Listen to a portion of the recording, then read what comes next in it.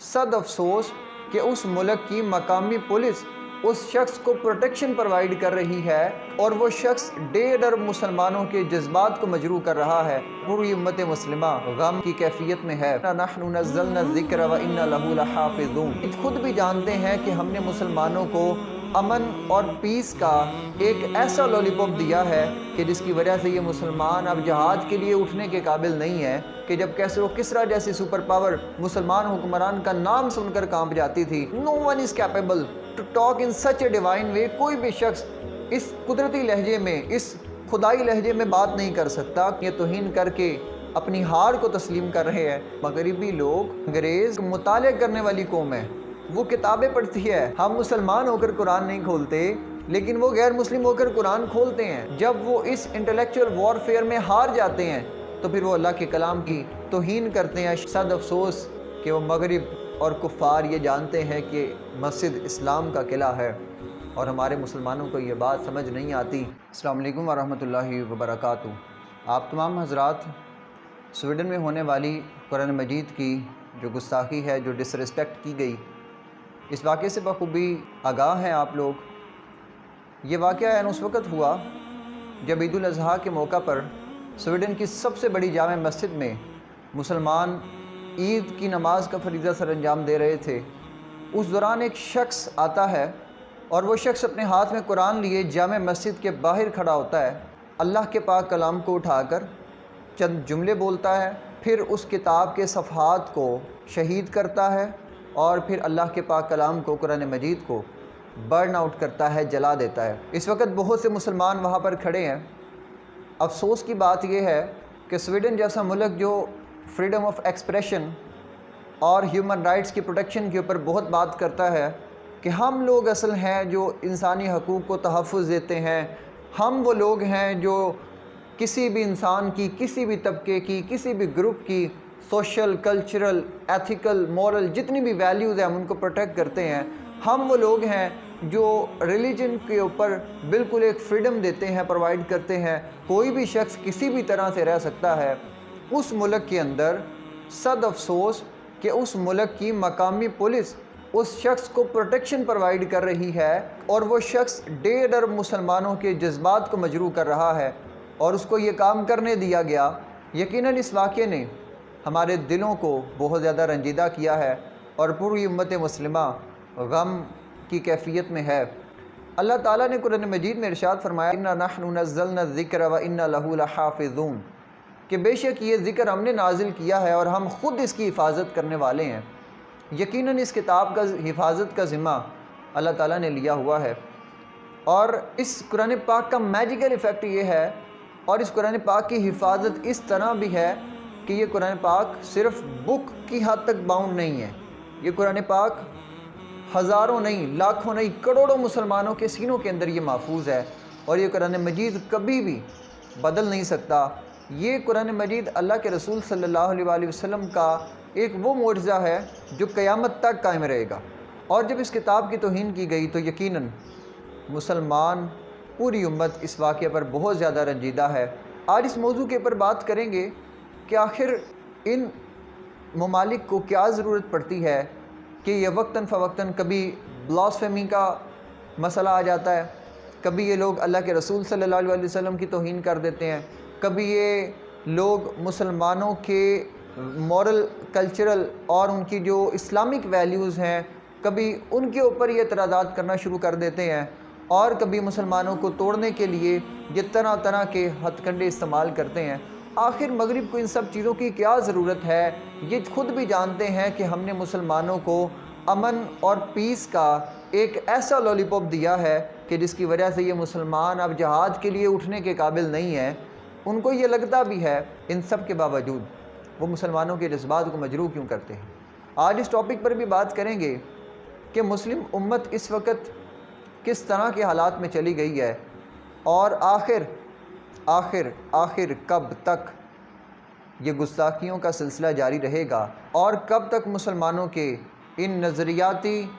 حدود کو پامال کیا جائے گا، کب تک مسلمان حکمران اور مسلمان امت سوئی رہے گی اور آخر کب تک ہم دوبارہ اٹھ کر اپنا وہ عروج اور وقار حاصل کریں گے۔ اگر ہم پہلے اس سوال کو لے لیں کہ یہ گستاخیوں کا سلسلہ کیوں ہو رہا ہے، آخر یہ قرآن مجید کو سویڈن میں کیوں جلایا گیا، ان کو کیا ضرورت پڑ گئی اس قرآن پاک کو جلانے کی؟ حالانکہ مسلمان تو اس وقت اس کنڈیشن پر پہنچ گئے ہیں کہ مسلمان تو یہ سمجھتے ہیں کہ کسی کو کچھ بھی نہ کہا جائے، بس اپنی زندگی گزاری جائے، اور اپنی زندگی گزار کر انسان قبر میں چلا جائے، گھر میں بیٹھ کر تسبیح پکڑے، مصلی بچھائے، نماز پڑھے اور قرآن مجید کو کھول کر اس کو پڑھے، وظائف کی چند صورتیں پڑھیں، اینڈ دیٹس اٹ، بات ختم۔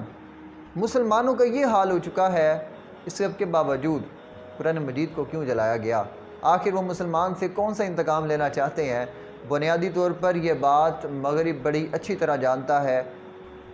کہ قرآن مجید میں جن فیکٹس کے اوپر بات کی گئی ہے، قرآن مجید میں جن ریئلٹیز کو ایک بیوٹیفلی ڈسکرائب کیا گیا ہے، اور قرآن مجید میں جس طرح سے حقیقت کو اور جس طرح سے مستقبل کے واقعات کو بیان کیا گیا ہے، یا قرآن کی جو بھی خوبصورتی ہے، جب کافر دیکھتے ہیں کہ مسلمانوں کے پاس اس قدر عمدہ رول ماڈل کے طور پر ایک کتاب موجود ہے جو ان کو لائف کے ہر ڈسپلن کے اندر ایک کمپلیٹ گائیڈ لائن پرووائڈ کرتی ہے، تو وہ اس چیز سے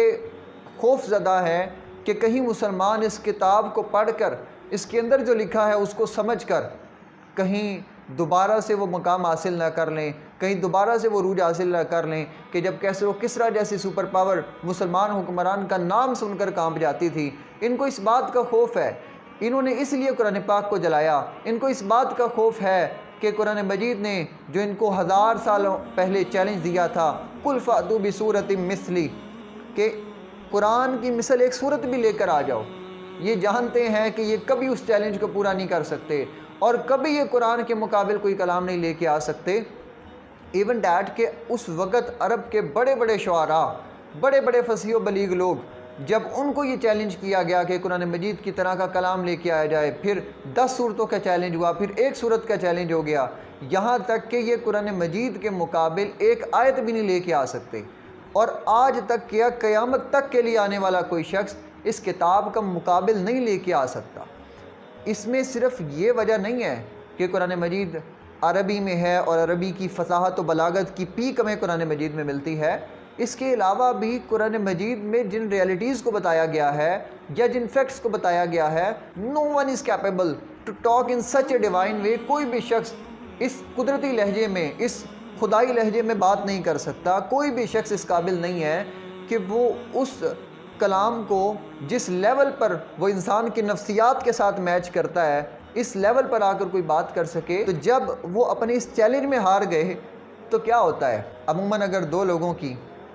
کسی بات پر بحث چل رہی ہے، ایک علمی مباحثہ ہو رہا ہے، اور اس میں سے ایک شکست کھا جاتا ہے، تو شکست کھانے والے کے پاس ایک ہی طریقہ ہوتا ہے، وہ دوسرے شخص کی توہین کرتا ہے، اس کے بارے میں آوازیں کستا ہے، جملے کستا ہے۔ یہی کر رہے ہیں کفار، جب قرآن کے مقابل کوئی کلام نہیں لے کے آ سکتے تو ان کی مجبوری ہے کہ یہ قرآن مجید کی توہین کر رہے ہیں، لیکن یہ توہین کر کے اپنی ہار کو تسلیم کر رہے ہیں کہ چونکہ اس چیلنج کو ہم ایکسیپٹ نہیں کر سکتے کبھی بھی، تو لہٰذا ہم اس کتاب کو جلائیں گے۔ دوسرا جواب کیا ہو سکتا ہے کہ یہ قرآن پاک کو کیوں جلا رہے ہیں؟ اس لیے جلا رہے ہیں کیونکہ مغربی لوگ، انگریز اور غیر مسلم ایک مطالعہ کرنے والی قوم ہے، وہ کتابیں پڑھتی ہے، یعنی ہم مسلمان ہو کر قرآن نہیں کھولتے، لیکن وہ غیر مسلم ہو کر قرآن کھولتے ہیں، وہ قرآن مجید کو چیلنج کرنا چاہ رہے ہوتے ہیں، اور یہ بات ان پر روزے روشن کی طرح عیاں ہو چکی ہے کہ نہ ہمارے پاس سیرت رسول کی طرح کا کوئی رول ماڈل ہے، ایسا شخص کہ جس کے اوپر ہم عمل کر کے اپنی لائف میں ہر ایونٹ کے اوپر، ہر میدان کے ہر ڈائیورسٹی میں ہم کامیابی حاصل کر سکیں، نہ ان کے پاس کوئی ایسی کتاب موجود ہے جو آج سے کیا ہزاروں سال بعد کے پرابلمز کو بھی ایڈریس کرے۔ جب وہ اس انٹلیکچول وارفیئر میں ہار جاتے ہیں تو پھر وہ اللہ کے کلام کی اور اس طرح مسلمانوں کی توہین کرتے ہیں، شعائر اسلام کی توہین کرتے ہیں۔ اور جواب کیا ہو سکتا ہے؟ آخر یہ سویڈن میں قرآن مجید کو کیوں جلایا گیا، یہ گستاخیاں کیوں ہو رہی ہیں؟ اصل میں مغرب یہ دیکھنا چاہتا ہے کہ اگر ہم مسلمانوں کے یعنی شاعر اسلام کی توہین کریں تو اس کے اوپر پوری امت کیا ریئیکشن دیتی ہے، چونکہ وہ سوشل میڈیا کے تھرو اور ہر طرح سے ایک سٹیٹسٹکس ان کے پاس پہنچ رہے ہیں کہ اگر یہ ایونٹ ہو رہا ہے تو اس وقت مسلم کمیونٹی کن چیزوں میں مصروف ہے؟ آیا کہ یہ چیز کی وجہ سے کوئی انٹرنیشنل لیول پر یا سوشل میڈیا پہ ایک بہت پیک لیول کے اوپر کوئی ریئیکشن آتا ہے کہ نہیں آتا؟ اور مسلمانوں کے اندر دیکھنا چاہتے ہیں کہ کس قدر ہمارا نظام ان کے اندر پہنچ چکا ہے۔ یہ سارے معاملات کو کرنے کے لیے بھی وہ اللہ کے کلام کی توہین کرتے ہیں، اللہ کے رسول کی توہین کرتے ہیں کہ مسلمانوں کا رد عمل دیکھا جا سکے اور پتہ لگ سکے کہ اس مسلم امت میں ابھی تک کس قدر ایمان باقی ہے اور ہمیں کس قدر اس امت کی اور تباہی کرنی ہے کہ جس کے بعد یہ امت کبھی بھی اٹھ نہ سکے اور جس کے بعد ہم لوگ ان کے اوپر مکمل طور پہ حاکم ہو جائے، اگرچہ وہ ذہنی طور پر ہم پہ مسلط ہیں اور وہ ہمارے اوپر جسمانی غلامی بھی مسلط کرنا چاہتے ہیں۔ اب اس واقعے سے اگلا سوال میرے ذہن میں آیا کہ وہ قرآن مجید کی گستاخی جس شخص نے کی وہ کہیں اور بھی کرتا، آخر اس نے مسجد کے باہر کا ہی انتخاب کیوں کیا